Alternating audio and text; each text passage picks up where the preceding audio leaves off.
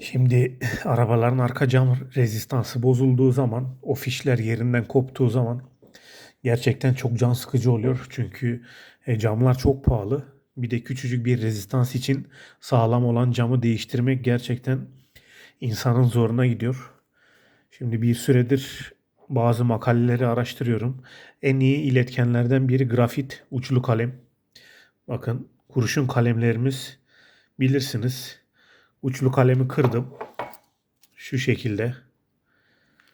Uçlu kalemi kırıp iyice ezip sirkeyle karıştırdım. Bakın şöyle sirke var bunun içinde. Herhangi bir sirke, beyaz sirke de olur. Sirke de iletken olduğu için iletkenliği var. Fakat şöyle şu iletkenliği sağlayacak kadar bir iletken değil bakın. Fakat hala iletken. Bakın direnç ölçtüğümüzde bu sıvının direnci 8-10 ohm'a kadar çıkıyor. Yani bu sıvı şu an bir iletken fakat rezistansları çalıştırır ama camın bir bölümü çok ısınabilir tahminimce. Çünkü direnç çok fazla, geçecek olan akım çok düşük olacak. Yani arabalardaki aküleri 12 volt kabul edersek 12 bölü 10 bin yaparsak 12 miliamper geçer ortalama.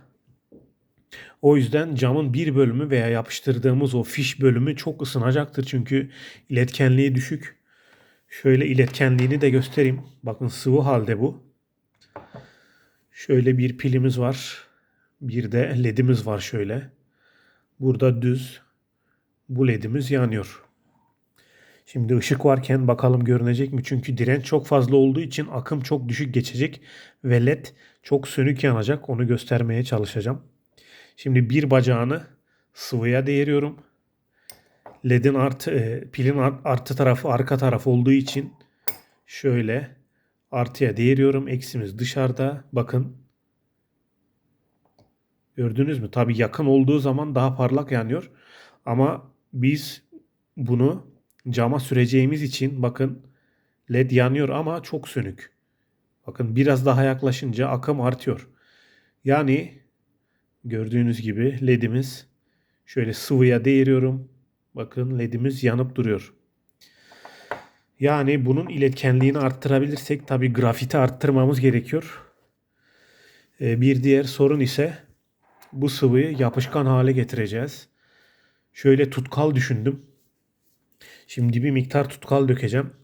Tutkalı karıştırıp öyle deneyeceğim.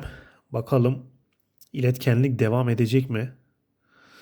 Şöyle bir miktar tutkal yeterli olur. Bildiğimiz mobilyacı tutkalı bu. Japon yapıştırıcısıyla denemeyeceğim çünkü muhtemelen Japon çok çabuk kuruyacaktır. Şöyle şunu da katlıyorum. Bir kağıtla karıştırayım.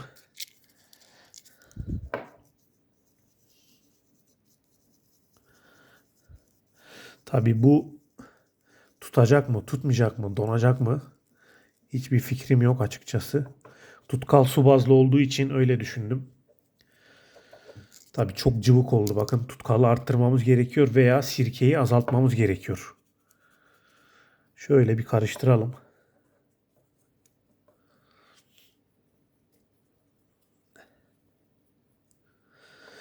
Yani piyasada iletken yapışkan dünya para gerçekten aşırı yüksek.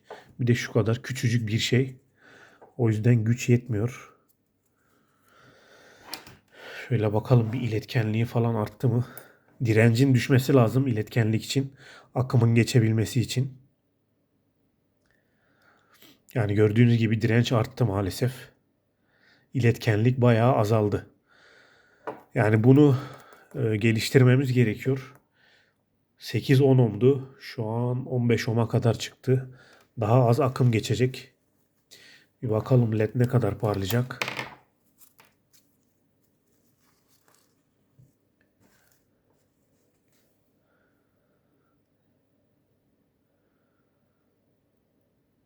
Şöyle artımız uzun olan taraf sıvımızın içine gelecek. Evet. Işık bayağı düştü. Bakın. Hatta ışıkları kapatalım bir. Şöyle ışıksız ortamda bir bakalım. Yani gördüğünüz gibi led yanıyor. Bakın bir bacağı sıvının içinde, diğer bacağı eksi, pile değiriyorum.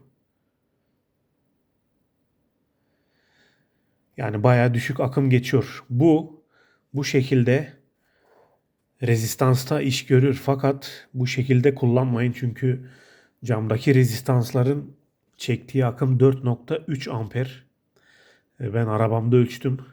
Şu sağ üstten izleyebilirsiniz. 4,3 amper çekiyor. Ortalama da böyledir diye tahmin ediyorum. Yani bu amperde 15 ohmluk bir direnç çok yüksek. Akım geçemeyeceği için teller ısınacaktır veya sadece yapıştırdığınız o bağlantı bacağı çok ısınacaktır.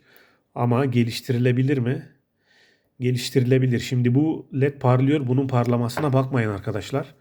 Bunlar matematik hesap işidir. 4,3 amperin geçmesi için 2,73 ohmluk bir direnç gerekiyor. Zaten rezistans da hesaplara göre 2,7 veya 3 ohm yapıyor eğer hesaplarsanız.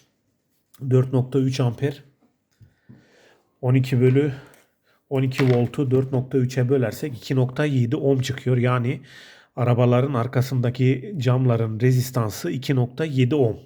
Belki biraz daha fazla olabilir. 3 ohm veya daha düşük olabilir. Çünkü bunu tam olarak ölçemedim açıkçası. Doğru rakamlar çıkmayabilir. O yüzden bu değerde yani rezistansın o bir boyadır. Rezistansın değerinde bir direnç olmalıdır. Zaten şu rezistans yapıştırıcısını alanlar da kaliteli almalarına rağmen şikayette bulunmuşlar. Çok ısınıyor, bazı bölgeler çok ısınıyor çünkü boyanın direnci çok yüksek. O yüzden direnci düşürmemiz lazım. Bunun için de daha fazla kurşun kalem eklememiz gerekiyor. Grafit yani. Bakalım şöyle. Yani direnç daha da yükseldi. Tabii bu mesafeyle de alakalı. Şöyle. Yok, bayağı yükseldi direnç. Çok yüksek direnç var. Bundan çok düşük akım geçer. Ve akım geçemediği için de bunu sürdüğünüz yer çok ısınır. Yani bu yapışır. Şu an bu camınızdaki buzları buğulanmayı çözer ama risklidir. Camlar temperli olduğu için yani kırıldığı zaman atomize olan camlar, araba camları. Çünkü kırıldığında insanlara zarar vermemesi için atomize, temperli cam denir. Eğer bu bir bölgede ısı yaratırsa rezistansın bir bölgesinde bu ısı bir 100 dereceye kadar çıkabilir diye tahmin ediyorum. O zaman cam patlar. O yüzden bunu kullanmadan önce dikkatli olun eğer kullanacaksanız. Uçları çoğaltabilirsiniz. Şöyle bir uç alıp 0,9 alırsanız daha kalındır. Şunlardan 10, 15, 20, 30, 40 tane alırsanız belki iş görebilir diye tahmin ediyorum.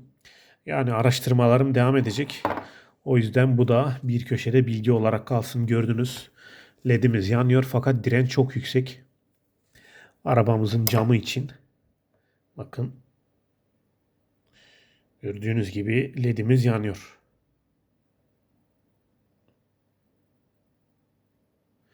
Evet, bu şekilde bilgi olarak kalsın.